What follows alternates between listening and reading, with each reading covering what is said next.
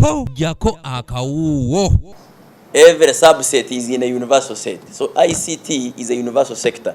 Minisita omujja ow'amawulire tekinologiya n'okulungamya eggwanga Judith Nabakooba n'omubeezi Peter Ogwanga olunaku olwaleero batandise emirimu gyabwe mu butongole nga bano baddidde Minisita Frank Tumwebaze mu bigere ng'ono yaweerezeddwa mu Minisitule y'ekikula ky'abantu emirimu n'enkulaakulana y'eggwanga.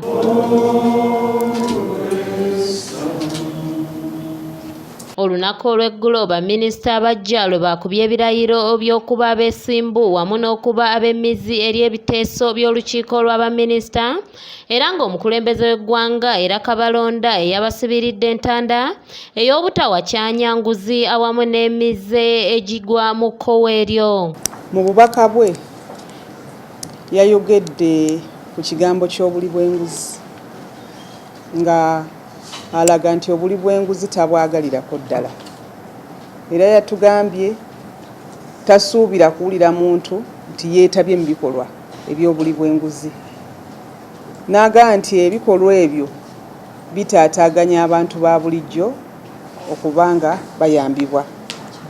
Yatugambye nti NRM nga pate y'abantu erina kubeerawo kuweereza muntu. Wano nno minisita omubeezi omujja Peter Ogwanga mu bigambo bye alabudde bagenda okukulembera nga bwe batagenda kuweebwa kyanya kuzza ggwanga lino mabega.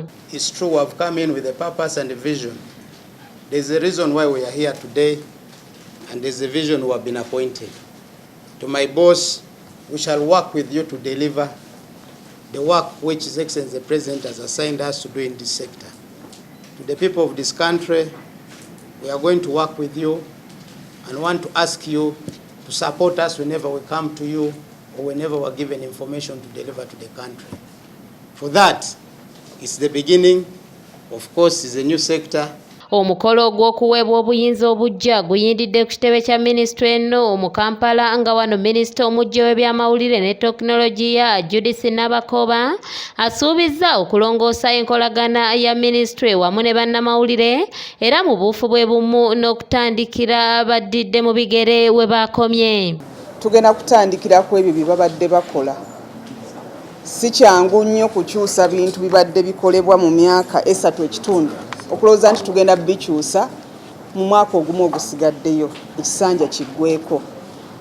Tugenda kukola ebyo byaleseewo nga tebinnagguka n'okunyweza ebyo ebituukiddwako pozi n'ekirala essiranga bwagambye nti abaana baffe balina ebintu bye bavumbula okulaba nti tufuba tulabe nti etteeka bwe libateeka tulitwala mu kabineeti. Abadde minisita w'ebyamawulire ne tekinologiya Frank Tumwebaze naye bw'atyo ayogedde ku yafeesi gy'abaddemu. Mu lipoota omwo mulimu ebintu byalina kutwala mu maaso ekyamaanyi ennyo kinandyagadde bamuyambe batekiniko atwale mu maaso okukola etteeka eriweereza abaana baffe abavumbula ebyamagezi bayita innovation okuweebwa omukisa gavumenti okubigula mu katale k'okugula. Wabula mu kukyusa obukulembeze buno abadde minisita omubeezi Aida Erios Nataba yeetalabiseeko.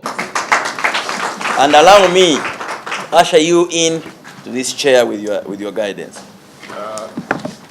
Honorable Minister, yes. I was proposing that you sign the document. Shafiru Mwesije yakusakidde eggulire lino ku lwa ABS Television. If it is the issue to do with resources, but we need to lobby resources that are going to work, not resources that will be diverted. If we ask for resources, we need resources that we shall be ready to account for, that we asked for this money from Parliament, we've been in position to do ABC.